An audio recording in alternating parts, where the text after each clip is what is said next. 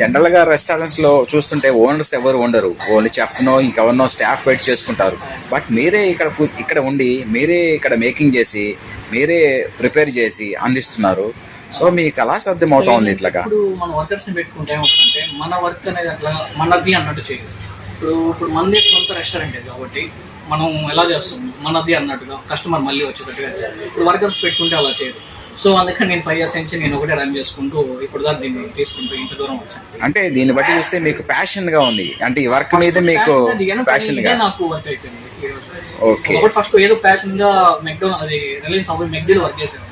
అలా వర్క్ చేస్తూ దీని మీద ఎక్కువ ప్యాషన్ వచ్చింది. ఇంకా బాగా చేయాలి, కస్టమర్స్కి మనం మంచిగా అందించాలి, జనాలు వంటలు ఆదరణ పొందాలి, మనం ఇలా చేస్తున్నాం మంచిగా చేస్తున్నాం అలా.